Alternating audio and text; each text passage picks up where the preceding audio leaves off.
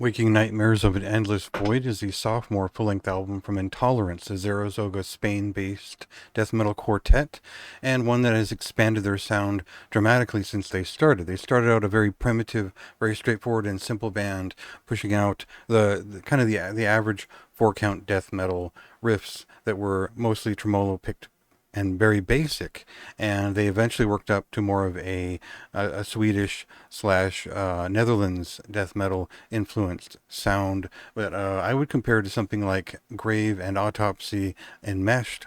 And essentially what that would be Unleashed, and that's kind of where their first record went. It wasn't a great record, it wasn't a bad record, but it was still figuring out what it was beyond just generic death metal.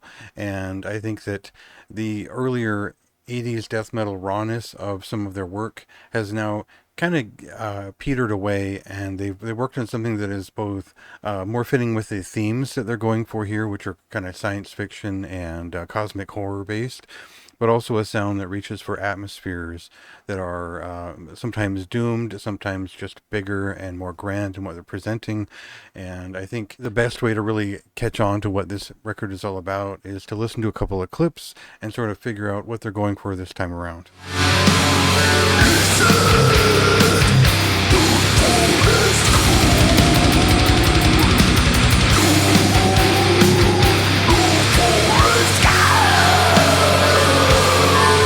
So it seems like over time, as their goals became bigger, they brought in a new vocalist who's also a second guitarist, a rhythm guitarist to the band, P from Impasse, which I think is a melodic death metal band.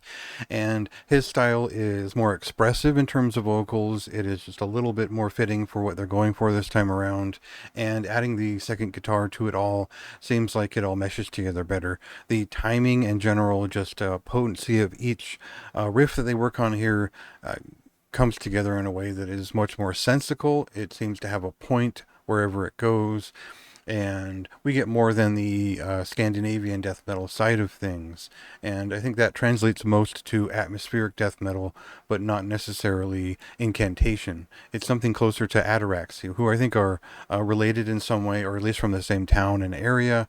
And that isn't to say that this has gone full Death Doom, but that they step into slower sections, kind of the way Obscene did on their most recent record, where they are primarily a kind of mid to fast-paced death metal band in an old school style. So there's still that function of the band at its core, but they've tightened up those riffs, and then they've stepped into more dynamic presentation, which will sprawl out into Death Doom when it's called for, when the song and the theme of the song calls for it. And I think that really does bring us towards the end of the album, which seems to get better with every song. It's one of those records that builds over time, and I think the last few songs on this really kind of nail it. I think Melting Skies is one of my favorite songs that I've heard in this style this year, and I think there's a couple of songs I could say that about on this record. It's very good and a little bit underrated so far as I think about it now.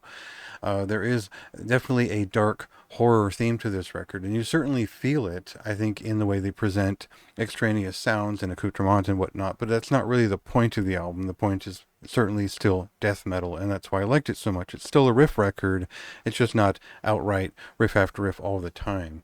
So if you're a fan of old school death metal that's willing to touch on Death Doom as well as just heavier atmospheres and takes a break once in a while, this is a great record for you.